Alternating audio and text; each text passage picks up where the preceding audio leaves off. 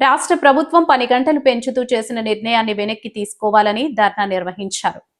ఆంధ్ర రాష్ట్ర ప్రభుత్వం కార్మికులకు వ్యతిరేకంగా 10 గంటలు పెంచుతూ రాష్ట్ర అసెంబ్లీ తీర్మానం చేయడం దుర్మార్గమని సిఐటియు ఆధ్వర్యంలో కాకినాడ జ్యోతిరావు పులే విగ్రహం ముందు ధర్నా కార్యక్రమాన్ని చేపట్టారు. ఈ కార్యక్రమాన్ని ఉద్దేశించి సిఐటియు నగర convener Malaka Venkataramana, co convener Palivala Veerababu, Medisetti వెంకటరమణలు మాట్లాడారు. ఈ కార్యక్రమంలో ఏపీఎంఎస్ఆర్యు నాయకులు సిహెచ్ వెంకట్రావు, శ్రీనివాస్, తలుపులమ్మ, శేఖర్, రాజు, శ్రీను, లక్ష్మి, జ్యోతి, దుర్గా తదితరులు పాల్గొన్నారు. కూటమి ప్రభుత్వ అసెంబ్లీ సమావేశాల్లో 10 గంటలు పెంచుతూ నిర్ణయం చేశారు. ఈ నిర్ణయాన్ని వెంటనే వెనక్కి తీసుకోవాలని కోరుతూ ఉన్నాం.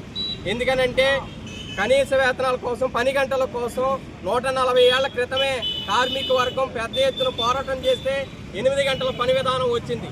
ఈ 8 గంటల పని విధానం ప్రపంచమంతా అమలవుతూ ఉంది. 10 గంటలు తగ్గించి కార్మిక వర్గానికి 10 గంటలు తగ్గించాలని అన్ని రాష్ట్రాల్లో ఆలోచన చేస్తూ ఉంటే మన రాష్ట్రంలో ఉన్నటువంటి ప్రభుత్వాలు, మన దేశంలో ఉన్నటువంటి ప్రభుత్వాలు 10 గంటల పెంపుదల కోసం నిర్ణయం చేయడం చాలా దుర్మార్గం. ఒక పక్క కనీస వేతనాలు పెంపుదల చేయట్లేదు, కనీస వేతనాల సలహా మండలి నియమించట్లేదు. 15 ఏళ్ల కాలం నుంచి షెడ్యూల్ పరిశ్రమల్లో కనీస వేతనాలు సవరణ చేయట్లేదు. ఒక పక్క ఏమో 10 గంటలు పెంచుతున్నారు, వేతనాలు పెంచట్లేదు. మరో పక్క ధరలేమో విపరీతంగా పెరిగిపోతూ ఉన్నాయి. రాష్ట్ర ప్రభుత్వానికి, కూటమి పెద్దలకి మేము చెప్పేది ఒకటే, 10 గంటల పెంపుదలని వెనక్కి తీసుకోండి. పెరిగిన 10 గంటలు కాకుండా పెరిగిన ధరలకు అనుగుణంగా వేతనాలు పెంచండి. అదేవిధంగా మేము మరొకటి కూడా చెప్తూ ఉన్నాం, 10 గంటలతో పాటు భద్రతా సౌకర్యాలు కూడా కల్పించండి. మహిళలకి రాత్రిపూట కూడా షిఫ్టులు చేయించవచ్చని ఈరోజు చెప్తూ ఉన్నారు. పగటి పూట మహిళలకు భద్రత లేదు, రాత్రిపూట మహిళలు డ్యూటీలు చేస్తే ఎవరో భద్రత కల్పిస్తారని ప్రభుత్వాన్ని ప్రశ్నిస్తున్నాం. తక్షణమే కూటమి ప్రభుత్వం అసెంబ్లీలో చేసినటువంటి 10 గంటల పెంపుదల నిర్ణయం, అలాగే మహిళా కార్మికులు రాత్రిపూట డ్యూటీలు చేయొచ్చు అనేటువంటి నిర్ణయాన్ని వెనక్కి తీసుకోవాలని డిమాండ్ చేస్తున్నాం. లేని పక్షంలో సిఐటియు ఆధ్వర్యంలో పెద్ద ఎత్తున ఆందోళన చేయడానికి సిద్ధపడుతున్నామని హెచ్చరిక జారీ చేస్తూ ఉన్నాం. మన రాష్ట్ర ప్రభుత్వం అత్యంత దుర్మార్గంగా 10 గంటలని 10 నుంచి 13 గంటల వరకు కార్మికులతో పని చేయించుకోవచ్చని నిర్ణయం చేసింది. ఇది అత్యంత దుర్మార్గం. ఈ రాష్ట్రంలో కొంతమంది పెట్టుబడిదారులు, కార్పొరేట్ కంపెనీల ప్రయోజనాల కోసమే ఈ నిర్ణయం చేశారు. ఇది కార్మికులకు కానీ ప్రజలకు కానీ ఏమైనా ఉపయోగం ఉందా?